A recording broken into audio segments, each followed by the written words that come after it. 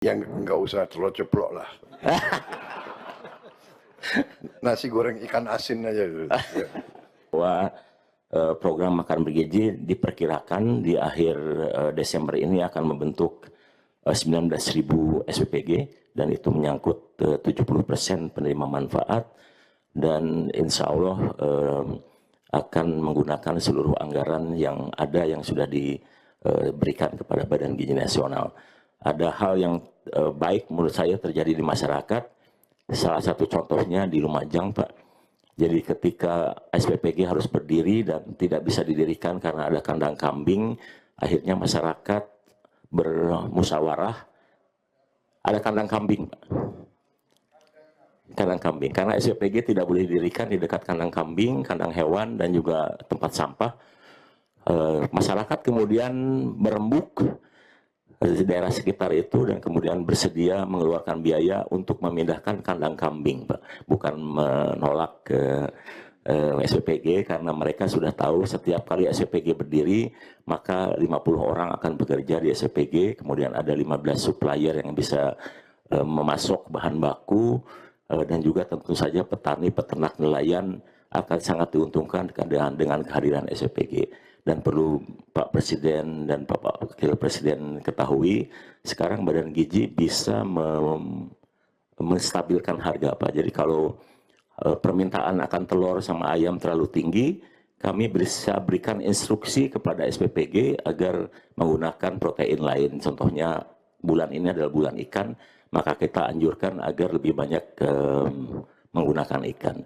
Dan kemudian ketika harga kentang turun, petani menjerit, kami perintahkan kepada SPPG agar satu hari dalam satu minggu memasak kentang. Alhamdulillah harga kentang mulai naik. Jadi untuk Bapak Ibu sekalian, saya kira nanti di daerah-daerah bagi yang mendapatkan tekanan harga dan ada yang tidak laku, tinggal informasikan kepada Badan Gizi supaya kita bisa instruksikan kepada SPPG agar kita bisa stabilkan harga, karena kapasitas pembelian SPPG cukup masif, Pak. Karena satu kali masak itu kan butuh 200 kg beras, 350 kg sayur. Kalau pisang itu 3.000 pisang, itu artinya 150 tandan, 150 sisir, dan itu artinya 15 tandan, atau artinya 15 pohon pisang harus ada sekali ngasih makan pisang. Nah kemudian kalau masak lele itu, Pak, harus ada 3.000 lele, itu 2 kolam bioflok harus tersedia. Jadi itu betapa masifnya program makan bergizi, dan saya kira sekarang sudah dirasakan oleh masyarakat. Banyak petani-petani, pemuda-pemuda yang sekarang sudah mulai aktif beraktivitas di daerah masing-masing, meningkatkan produktivitas wilayah. Dan kemudian tadi malam saya didatangi oleh satu ahli dari Amerika terkait dengan carbon trading, Pak.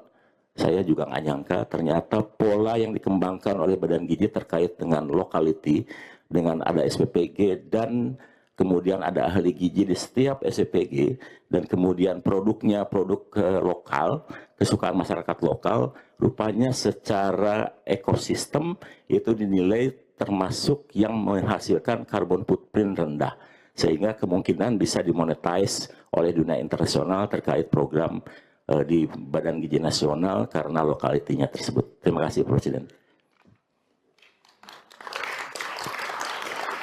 Itu yang 3.000 lele sehari, itu 3.000 lele di tiap SPPG. Satu SPPG, Pak.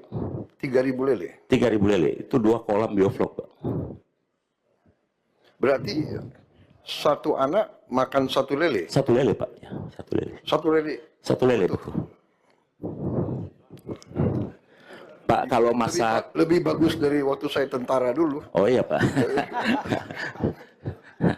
Dan lelenya dipotong kecil-kecil. enggak, Pak, ini kepalanya saja dibuang, kemudian 1 lele utuh diberikan, Pak. Luar biasa itu. Iya. Dan kemudian, Pak, kalau masak daging sapi, masak 1 ekor sapi 1 hari dipotong untuk 1 SPPG. Jadi kalau di akhir tahun ini ada 19.000 SPPG, maka ada 19.000 sapi dalam 1 hari harus dipotong karena program makan bergizi. Kalau 4 kali sebulan, ya tinggal dikalikan, Pak. Tapi saya sudah konsultasi dengan Dirjen Peternakan katanya cadangan sapi nasional cukup untuk bisa mengantisipasi kebutuhan program makan bergizi, karena kalau Badan Gizi meminta kepada SPPG memasak satu menu nasional, maka tekanannya cukup besar. Seperti contohnya tanggal 17 Oktober ketika Pak Presiden ulang tahun, kami meminta agar SPPG memasak satu menu, yaitu nasi goreng dengan telur ceplok.